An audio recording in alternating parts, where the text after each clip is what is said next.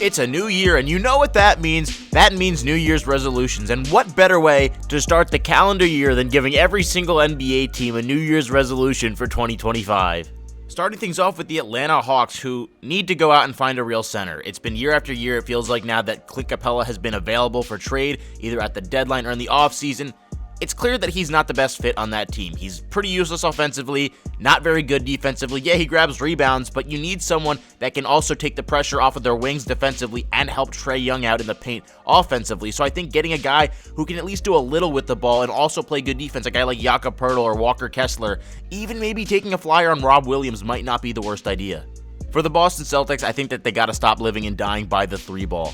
Last year, they were first in the league in attempts and second in percentage, shooting just under 39%. But this year, they're still first in the league in attempts at over 50 a game, which is over 6 more than second place Chicago. But they're shooting at just about a 37% clip, which is good for 13th in the league. No, they haven't been a bad three-point shooting team, but they're too talented and too good offensively to be settling for so many bad looks from outside.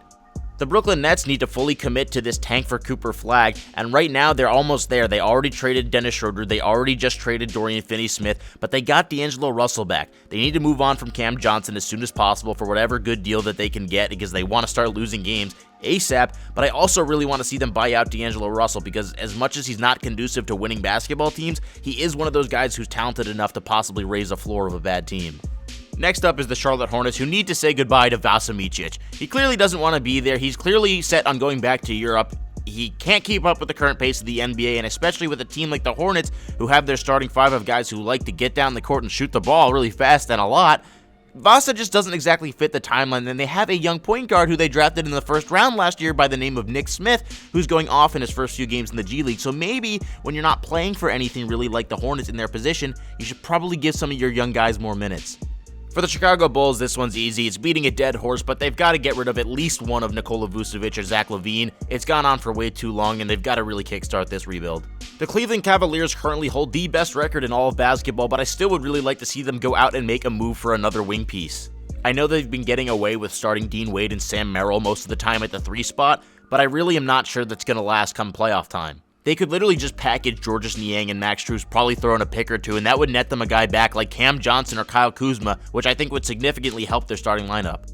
What the Dallas Mavericks need to do is weather this storm without Luka for however long he may be out with his calf strain. It could be a few weeks, could be a month or two. We don't really know yet, so I think a lot of that means maybe getting Klay Thompson more involved, and I know he struggled for part of the season, but shot-wise and volume, he may be one of the only guys who can somewhat kind of, lessen that blow from Luka being out and having him as the offensive juggernaut that he is.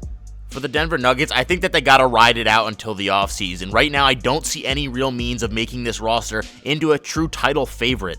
They'll still probably have a chance come playoff time for the simple fact that they have Nikola Jokic, but I don't think trading someone like MPJ or Aaron Gordon to try to get a Zach LaVine or make a lateral move like that makes a whole lot of sense. Right now, I have them kind of in that second tier of contenders, and there's not a move out there I think that they can make that puts them up in that first tier, so I think you gotta wait until the offseason to address this roster's bigger issues. The Detroit Pistons are having a pretty solid season, and I was someone who was pretty high on them going into the year, but really they have a chance to make either a play-in or playoff push right now, so I'd love to see them go and try to trade for a win-now veteran that doesn't really cost them any of their future. The Golden State Warriors need a big man in the worst way possible. They should be in the situation where the Hawks are looking for Walker Kessler, Robert Williams, Jakob Poeltl. All those names should be someone that the Warriors are making calls about. Having Kevon Looney be your leading rebounder in less than 20 minutes a game just simply isn't going to cut it. The Houston Rockets have been one of the most fun and exciting, overachieving young teams in basketball this season, and because of that, there's been a lot of trade rumors linked to them. What I want them to do is hold off on any of these trades for big names, the Jimmy Butlers, the De'Aaron Foxes, wait until the offseason. The Rockets are still in a great position to possibly have a playoff run this year, and they have so much young talent that I don't want to see them just ship out right away. I really want to see how this roster can work in different lineups, different rotations, and Jalen Green is someone I'm still not sold on, so maybe he's a guy you move in the offseason, but I wouldn't consider doing it right now. So for the Rockets, I'm going to say they got to be patient. What the Indiana Pacers have to do is start playing Jarris Walker bigger and more consistent minutes. It feels like every other game he's playing 30 minutes, then he's playing 4. I don't really understand it. It seems like every time he's on the court, he's doing good things, but I really would like to see them start giving their 7th overall pick consistent burn. The Los Angeles Clippers are playing surprisingly good basketball this season with Kawhi Leonard having not played a single game yet. He's expected to return in just a few days, but for them, I really want them to just play it safe with him. I know that he's been babied for a lot of his injuries, but they really just need to. They don't own a first-round pick until 2030, so it's not just for this year, it's for the next 2 years going forward after this that they still have Kawhi under contract, and with no picks, I assume that they have zero interest in trying to tank. Now the Los Angeles Lakers, what they need to do is go out and acquire a big man. Not to the level that the Warriors and Hawks need one, but they need a backup guy to give them some more depth. Anthony Davis has been their only guy really playing center for big minutes this season. They've had to run LeBron there for some chunks. Jackson Hayes is someone I don't want to see in that rotation anymore. In my opinion, Jonas Valanciunas is someone that makes perfect sense for this Lakers team, and he would probably only take them 2 or 3 second-round picks to get. The Memphis Grizzlies is a team that I couldn't say a whole lot for, but what I can say is that I think that they should be easing GG Jackson back into the rotation when he returns in a few weeks. Memphis already has one of the deepest teams, if not the deepest team in all of basketball, so I think that they gotta try to give him 12, 13, 15 minutes a game at the start to try to ease him back in. I don't want to see them just forcing him back 20, 25 minutes off the bench because they have a really good bench unit, and also GG has the tendency to have some sticky fingers. Really like GG Jackson, but I just want to see them kind of ease him back into that rotation. The Miami Heat really need to just figure out what they're going to be doing with Jimmy Butler. I don't know where this team wants to go. I don't know what their plans are for Jimmy. It seems like Pat Riley is done with him. It seems like he's not done with him. Every other day it flip-flops. So right now, they've got to just figure out where they're planning to go after this season. I don't think the Heat have any real shot in the playoffs, or even if they do make the playoffs, they got to figure out where Jimmy's going to go or if he's a future part of this team. The Milwaukee Bucks, what I want them to do is to start Andre Jackson Jr. for the remainder of this season unless they're able to go out and acquire another wing defender. I think that should be priority number one, is going out and get another guy, but doesn't even have to be someone better than Andre Jackson. They just need someone else that they can put in the game to kind of play on-ball defense, be a disruptor. They really don't have any of those outside of Jackson. Up next is the Minnesota Timberwolves, and I am once again asking them to fucking start Nickeil Alexander-Walker. He's far and away their best on-ball defender. Jaden has had a bit of a regression this season. He's also been very good offensively, and Mike Conley is simply just too old and too much of a fossil to be a starting point guard in today's NBA. I love Mike Conley, but he's clearly beyond his years. It doesn't even have to be a legit starter. It just has to be someone who can take some of the pressure and responsibility of the point guard duties off of Mike Conley's plate. The New Orleans Pelicans have clearly not had the season that they had hoped for, and now Brandon Ingram will enter unrestricted free agency this offseason. With the two sides seemingly very far apart on an extension, I think you gotta recoup any assets you can for Ingram at this point. If he goes into free agency, they're gonna be left to sign and trade him, or keep him with a deal that they're probably not really gonna want to sign him to, just in order to try and not lose any assets. Trey Murphy is also just better than him, by the way. Next is the New York Knicks, and what they got to do is explore the Mitchell Robinson trade market for a potential wing.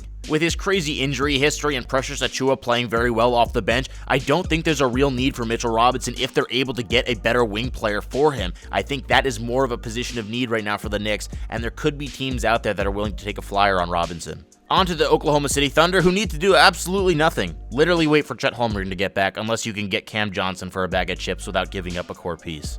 The Orlando Magic need to acquire a shooter or two in the worst way possible. They're on pace to have the 7th worst shooting season by a team since 2000, and right now they have absolutely no one you can rely on to get a bucket from deep.